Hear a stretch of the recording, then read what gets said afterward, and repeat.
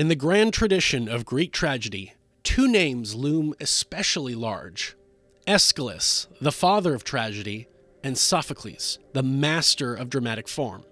But then came Euripides, the rebel, the philosopher, the playwright who shattered conventions and redefined what tragedy could be. His plays gave voice to the marginalized, questioned the gods, and blurred the line between hero and villain. While his contemporaries wrote of grand ideals, Euripides wrote of flawed, human emotions, raw, painful, and deeply modern in their complexity. Though underappreciated in his time, he is now the most widely performed of the three great tragedians. His works remain controversial, brilliant, and endlessly fascinating. Welcome to It's Greek to Me. I'm Tanner, and today we're exploring the life and legacy of Euripides, the most provocative and daring playwright of ancient Greece.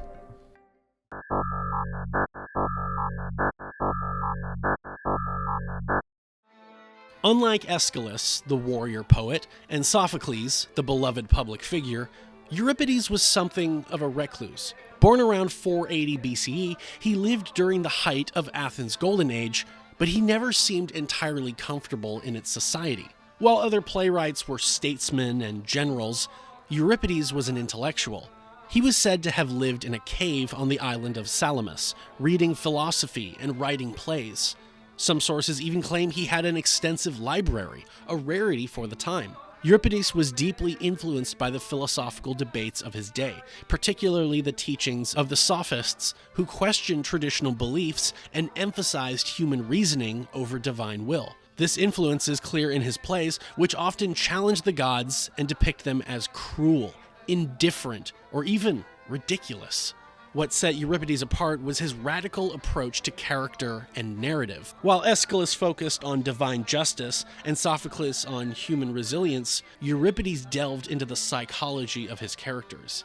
His heroes are not always heroic, and his villains are often sympathetic. His women, in particular, stand out. Figures like Medea, Phaedra, and Hecuba are not mere victims or plot devices. They are complex, driven, and at times terrifyingly powerful. In Medea, the titular character is both a tragic figure and a monstrous avenger, killing her own children to punish her unfaithful husband. In the Bacchae, Euripides explores the clash between reason and instinct, civilization and primal chaos. The god Dionysus punishes King Pentheus for denying his divinity, but the play leaves us questioning, who is truly in the right? He also had a talent for deconstructing myths. In Helen, he offers an alternate version of the Trojan War where Helen was never in Troy at all, but instead stranded in Egypt, while a phantom of her led to the decade-long conflict. Despite, or perhaps because of, his boldness, Euripides was not always a favorite of the Athenian audience.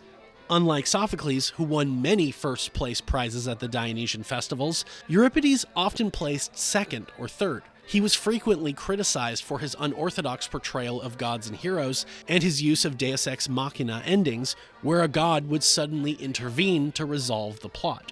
But his plays were undeniably popular outside of Athens. By the end of his life, he had left the city and moved to the court of King Archelaus of Macedon, where he wrote his final works. He died there around 406 BCE, just 2 years before Athens fell in the Peloponnesian War. Of the hundreds of plays Euripides wrote, 18 tragedies and 1 satyr play survive in full, more than any other Greek tragedian. This is largely due to his popularity in later centuries, especially among the scholars of Hellenistic Alexandria.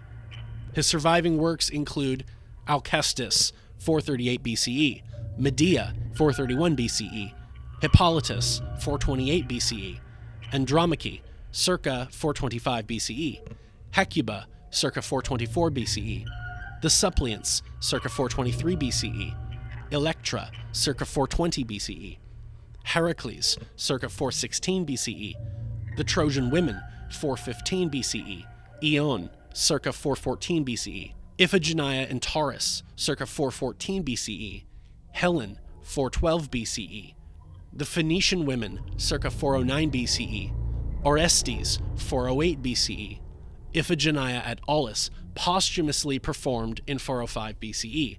The Bacchae, posthumously performed in 405 BCE.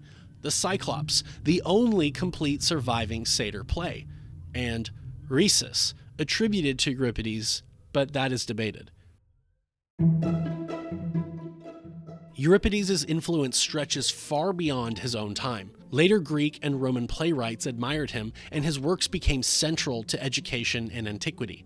The great tragedians of the Renaissance, from Shakespeare to Racine, borrowed heavily from his psychological depth and narrative complexity. Today, Euripides feels startlingly modern. His characters grapple with doubt, passion, and injustice in ways that still feel painfully real.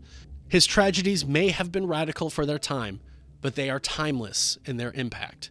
Thank you for joining us as we explored the life and work of Euripides. His plays are challenging, thought-provoking, and at times unsettling. But that's precisely what makes them unforgettable. In our next episode, we'll be diving into the Persians, the oldest surviving Greek tragedy and one of the most unique. Unlike most Greek tragedies, it is not about myth, but about history, a retelling of a real event that changed the ancient world. Be sure to like, subscribe, and hit the notification bell so you won't miss it. And as always, the gods may shape our destinies, but it is we who must face them.